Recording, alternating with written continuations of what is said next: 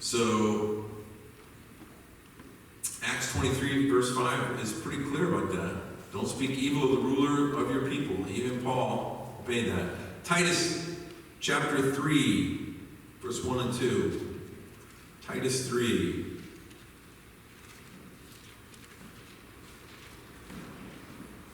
Titus 3, 1 and 2. Remind them to be subject to rulers and authorities, to obey, to be ready for every good work, to speak evil of no one, to be peaceable, gentle, showing all humility to all men. This kind of backs up Raymond's Bible study on 2 Timothy 2. Talks about that. Watch your words. Keep going back to Jude 1. This is pretty interesting too. Jude 1. This even goes to the spirit realm. So Jude 1, there's an altercation here going on. Jude 1, verses 8 and 9.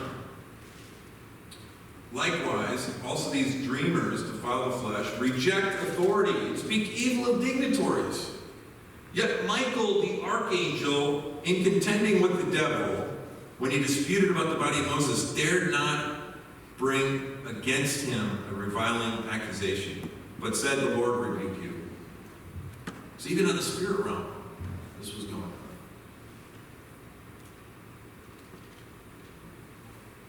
So don't talk bad about the rich people, about kings, because Solomon said the walls have ears. Turn to Ecclesiastes.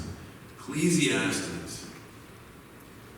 The walls have ears. I think he was really talking about the Facebook generation, the digital generation. Because this is where this is coming out more and more.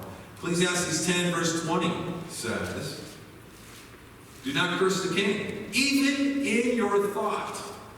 Oh, whoa. Okay, there's another layer of this.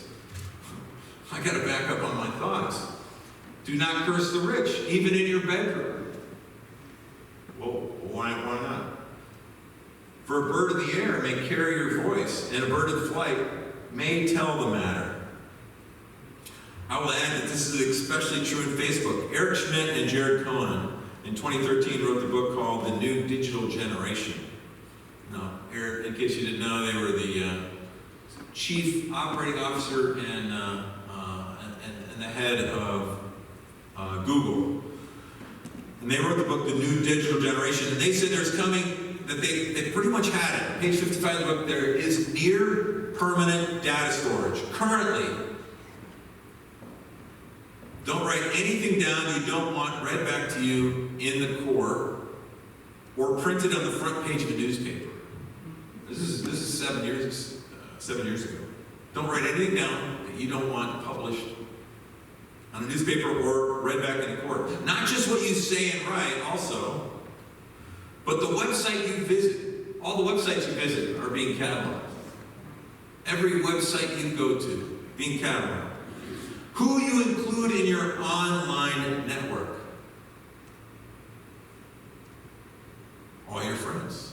Who are your friends? Who are you connected to? What we like, everything you like. You like, it's all being tabulated. What others who are connected to you say. What they do. What they share. Every like, every emoticon, every friend, every comment you make is in permanent ink. Wow. So Solomon talking here, even in your bedroom. Well, you can't do it in your bedroom right now. You can say, you do something that could turn out to be bad for you in a court of law.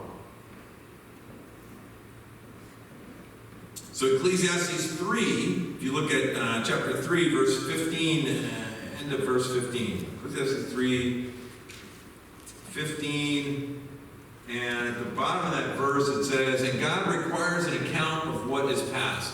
Oh, not just Google, God's requiring an account of what is past. "Moreover, I saw under the sun," verse 16, "in the place of judgment, wickedness was there, and in the place of righteousness, iniquity was there. And I said in my heart, God shall judge the righteous and the wicked. For there shall be a time there for every purpose and for every work." Now what's interesting about that is God requires an account of what is past. That's the end of verse 15. God requires an account of what is pursued, is another way to look at that. What are you pursuing?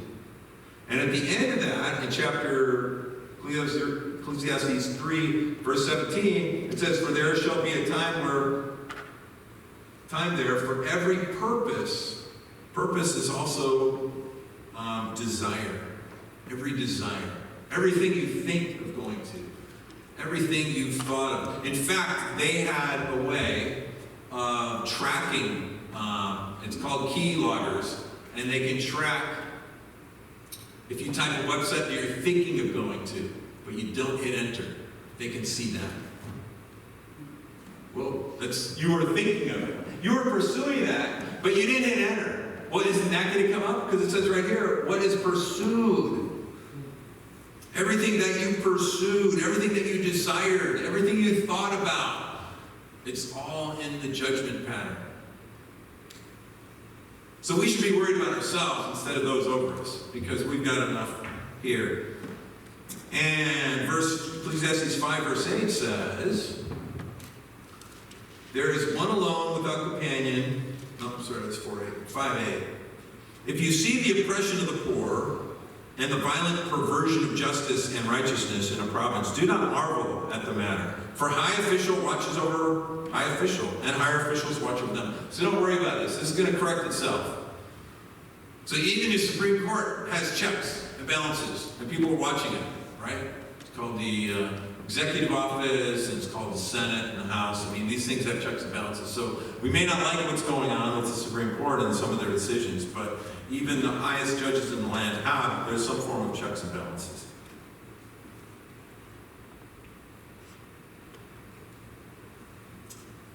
Second Chronicles 28. 2 Chronicles 28. So a day of judgment's coming. So we don't need to be on there judging and worried and complaining and going crazy about this, because a day of judgment's coming. And it could come in one day. And it could come really fast on America. It could come. So the U.S. Civil War lost more lives than all of our other American wars combined. Civil War was the bloodiest war. Now, if you take how many Union soldiers died in the 10 bloodiest battles? So I looked it up. The 10 bloodiest battles in the Civil War.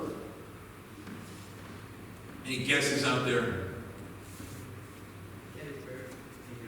Gettysburg was in the top 10, not in the top 5 actually, but not number 1. But if you take the top 10 and add up all the Union deaths, and the Union had more deaths than the South. So if you added them all up, how many casualties? If you add all up, and I'll give you a hint. It took 44 days to fight all these battles. So these are 44 days of battles. How many Union casualties in our 10 bloodiest battles that we have ever fought as a country? 450,000, just a guess. 450,000 is a little high. It's under 20,000. Civil War lasted a long time. Long time. It's 19,959 deaths. Average of 500 a day for 44 days. That's just Union casualties now. All right, so I was actually surprised. I was on the high end, like Dave. I was going to go really high. Like, okay, I want to see how much of this. And the reason I'm asking this is that's what America has suffered in the past. Those are 44 darkest days in our history. Now take a look at 2 Chronicles and verse 28, chapter 28 and verse 68. So this is Ahaz. Now Ahaz was a bad king. But think about this. Kings 8, 9, 10, and 11. Joash, Amaziah, Uzziah, and Jotham. The previous 4 kings before Ahaz gets in the driver's seat here as a king are good. You got 4 good Jewish kings. So for 137 years, we're going in the right direction. And then what happens? You get one bad king in, and he only reigns for 16 years. But this is arguably the worst day of his kingship. Chapter 28, 2 Chronicles 28, verse 6. For Pekah, the son of Remaliah, killed 120,000 in Judah in one day. That's 5 times worse than all than our top 10 Civil War deaths. It's 5 times worse. In one day. All valiant men because they had forsaken the Lord God of their fathers. Well, 137 years of good, and one day hits. Zikri, a mighty man of Ephraim, killed Maaseiah, the king's son, Zikram, the officer over the house, and Elkan, who was second to the king. And the children of Israel carried away captive. Not only did they kill 120,000 valiant men, what did they do here? Of their brethren, 200,000 women, sons, and daughters taken into slavery. And they took a lot of spoil with them. Who's taken into slavery? Israel. Israel's not even as good as Judah. Judah is the good kid, right? This is the good kid. The good kid's had 137 years of goodness. Israel's been good. All bad kings. All bad kings. And now Israel is punishing Judah. Now, luckily, God sends a prophet, and while they're taking these 200,000 Judeans into captivity, he stops them and says, no, give them back. Let them go home. That's enough.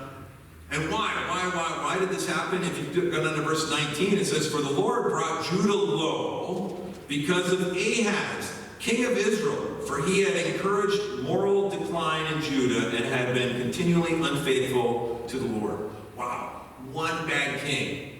Encouraging moral decline. After 137 years of goodness, this one bad king brought that much suffering onto the land. So in one day, things can get really, really bad. So I don't think America has suffered anywhere near. You have 120,000 dying in one day. That's more pain than we're seeing in our Civil War.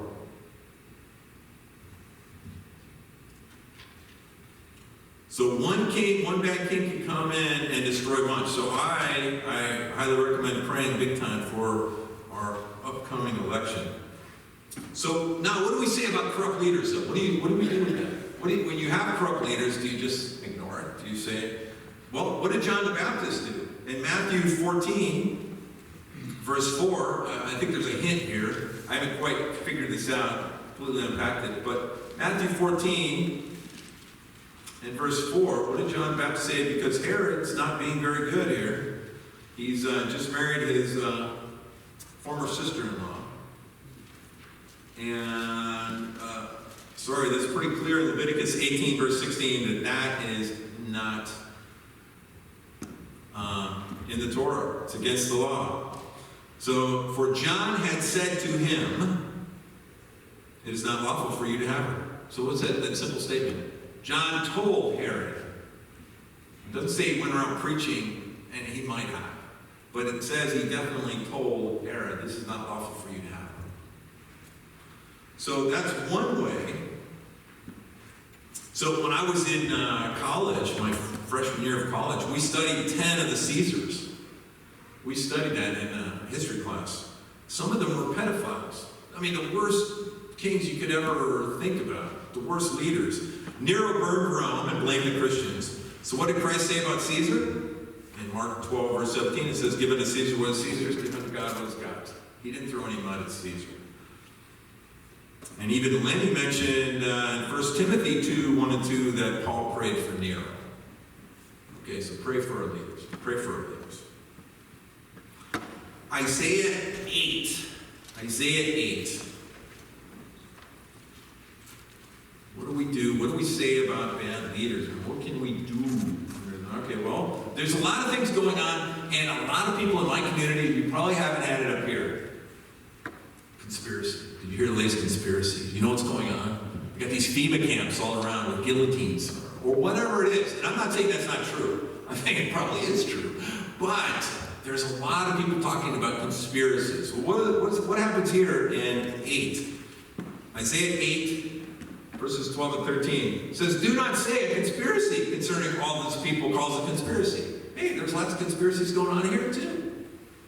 But don't say it, nor be afraid of their threats, nor be troubled. The Lord of hosts, him shall you hallow. Let him be your fear. Let him be your dread. Okay. These conspiracy theories can drive you crazy. It can make you worry. We're supposed to fear God. And guess what? God's in control. Let God be our fear.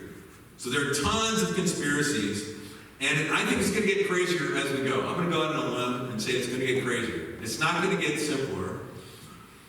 But guess what? I've cheated. All right, spoiler alert. If you haven't read the end, I talked to one person before church who has not read to the end of the Bible, end of Revelation, but spoiler alert, you can plug your ears if you want.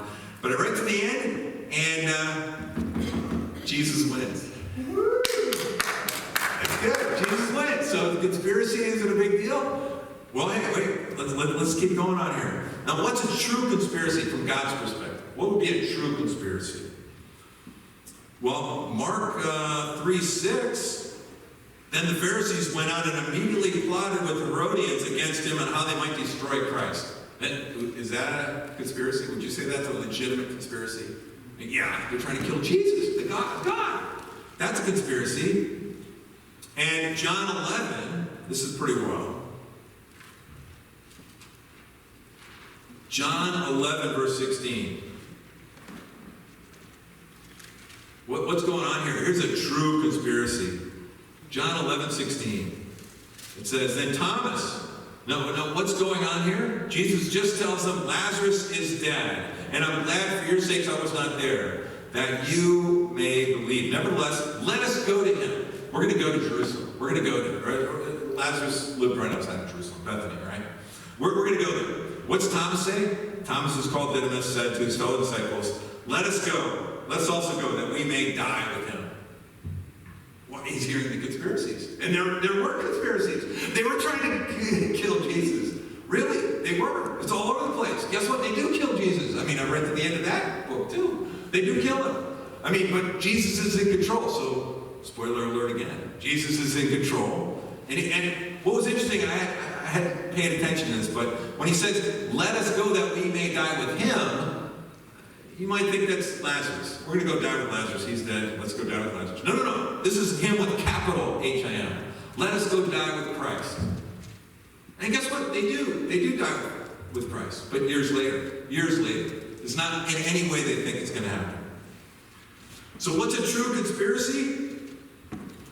Back in Jeremiah, this is the last spot we turn to. Jeremiah. True conspiracy. Jeremiah chapter 11. Here's a true conspiracy. Here's what God thinks is a conspiracy. I'm not making fun of conspiracies because I listen to conspiracies and I'm just saying, I'm trying to get God's perspective on this. So Jeremiah 11, verse 9. And the Lord said to me, a conspiracy has been found among the men of Judah and among the inhabitants of Jerusalem. They have turned back to the iniquities of their forefathers who refused to hear my words, and they have gone after other gods to serve them. The house of Israel and the house of Judah have broken my covenant, which I made with their fathers. Therefore, thus says the Lord, behold, I will surely bring calamity on them, which they will not be able to escape. And though they cry out to me, I will not listen to them. Wow. Because the conspiracy, this is what God is calling conspiracy. They're breaking my covenant. They're sinning. They're going against me. And guess what's going to happen? Spoiler alert. It's not going to be good. It's not going to be. But Jeremiah is only 11 chapters in, right? What's he saying? In chapter 12, Jeremiah says, halfway down verse 1, he says, why does the way of the wicked prosper? Why are those happy who deal so treacherously? You know why, Jeremiah? Because you're not done with the book yet. You've got a long ways to go. And why are we seeing these kinds of things? Because we're not done with our books yet. We still got a little ways to go here. But that's what God is saying is conspiracy. And Jeremiah, hold on, you're going to write about it, and it's coming up. So, spoiler alert, Judah falls. The wicked will not prosper. God is in control, and he's more patient with the wicked than we are. Much more. So I think we need to hate evil. Christ didn't always turn the other cheek. Right? Christ did not always turn the other cheek. In Matthew 23, there are 7 times where he says, woe to you, scribes and Pharisees, hypocrites. So there may be a time coming when we do need to give an answer. And we need to hate evil. Proverbs 8:13 is the third pillar of wisdom. And what is it? It's the fear of the Lord, and that's to hate evil. Pride and arrogance and the evil way and the perverse mouth I hate. So we need to hate evil. Hate evil. With the election looming, it can be tempting to call the opponents names. So we should honor our leaders even when it's tough. Pray for wisdom to be bold. Isaiah 58 says, cry aloud and spare not, lift up our voice and show our people their transgression. So we do have to give an answer. We do have to say something at some point. But Matthew 10:16 also says that we should be wise as serpents, harmless as doves. So this is a tough dance to do. I pray that we all do it wisely.